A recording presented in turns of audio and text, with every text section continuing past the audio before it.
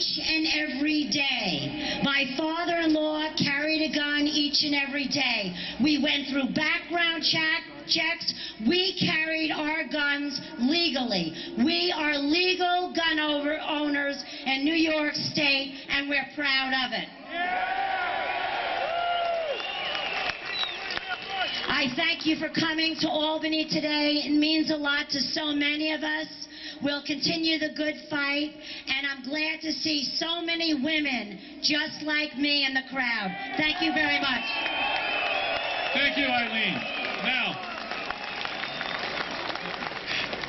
the next speaker, David Keene, is president of the NRA. That says an awful lot, you know, and it says a lot to his commitment. But let me tell you a little bit about him. David, while he was in college, was the national chairman of the Young Americans for Freedom. That was at the University of Wisconsin, a very liberal bastion. So, I mean, did you have a lot of friends? But, you know, when you were talking about these conservative values. After graduating college, he worked with Richard Nixon's campaign, and he also ran for office, and he was endorsed by the president. He later worked as political assistant to Vice President Spiro Agnew, and then in Congress as executive assistant to Senator James Buckley, another conservative. He was a regional coordinator for Ronald Reagan, national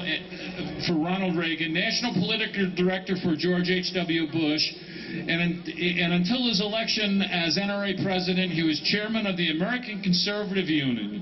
His professional accomplishments, besides his professional accomplishments, this is a man that I know and respect. He's got a great sense of humor, and it became obvious a little while ago when I couldn't remember the Reverend's name, and he said under his breath to me, "That's what notes are for." And there's always a little sarcasm there as well, but you can't doubt the veracity of the man. And I like him. I used to sit next to him at the NRA board meetings before he got elevated to those seats. And I want to introduce to you my friend David Keene, and I know you're going to love what he has to say. Thank you, Tom. And thanks for having me here. You know, a lot of people won't. It was difficult for me to imagine until a few weeks ago that there were chief executives in this country with less regard for the Constitution and the way that policy is supposed to be adopted than those we have in Washington. But New York has proven once again that it can top Washington in terms of the high-handedness of the people that hold some of its public offices. I'm here today to join you in protesting the fact that your governor is willing to sacrifice the Constitution, your rights as citizens, and the prerogatives of his legislature on the altar of his own ambition and on the ego of Michael Bloomberg of New York City, because that's what this is all about. A couple of weeks ago, I was meeting with a Democratic governor in the West, because a lot of these states are considering different kinds of restrictive gun legislation. And I said, Governor, before we start the meeting, I have to tell you that on my way up here, a number of reporters asked me why I was meeting with you. And he said, what did you tell them? I said, I told him I'm meeting with you because you're not Andrew Cuomo. And that you should take that as a compliment. He looked at me and said, believe me, I do. There are a lot of people in this country who remember Andrew Cuomo. He's like a bad penny who keeps turning up. Remember the fights of the 1990s. Remember the Dianne Feinstein so-called assault weapons ban. What did that all center around?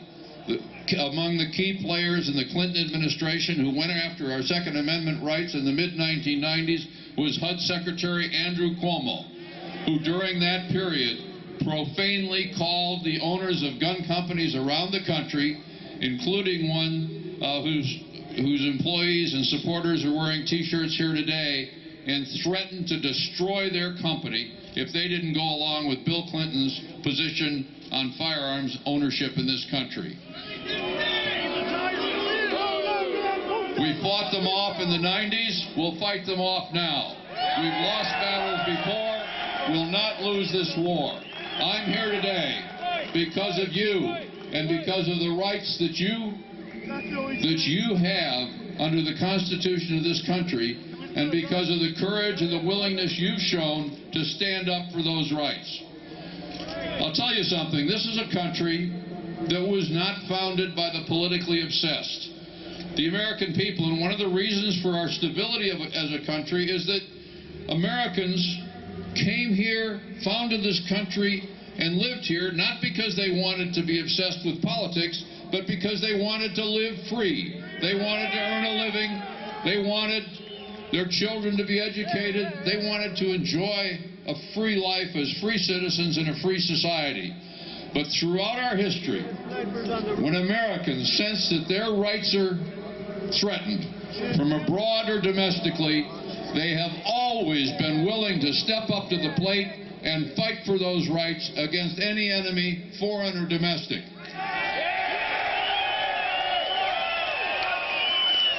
That's why you're here today, and that's why I'm here with you. You know, down in Washington, they say, well, the NRA is simply a special interest. My answer is, yes, we are. We represent the American people. We fight for the Constitution. We fight for the Bill of Rights. We fight for the rights of free people everywhere. And for those of us who believe in those rights, and who, unlike some of our political leaders, have not only read the Constitution, know that the Second Amendment doesn't apply simply to squirrel hunting, and understand the importance of the Second Amendment and the Bill of Rights to the nature of the country we live in, we all have a special interest in our future and the kind of country we're going to pass on to our children and grandchildren. That's why we're here, that's why I'm here, and that's why you're here. You know, our strength does not come from the fact that we are a, quote, special interest, or that we represent one small group of folks in our society. We at the NRA, we did have 4 million members. Pretty soon we'll have 5 million members, thanks to the folks that are joining in this battle. Our strength comes from the fact that the members of the NRA and the broader community of Second Amendment believers in this country is not simply made up of Republicans or conservatives or Democrats or liberals or factory owners. It's made up of all Americans, farmers, union workers, and all of the rest, police officers and veterans. And because of that, and because of the fact that we, as believers in the Second Amendment, are willing to do something most people in this country are not willing to do, which is not just to stand up for our rights, but to support those people who stand with us and work to get rid of those in public office who do not.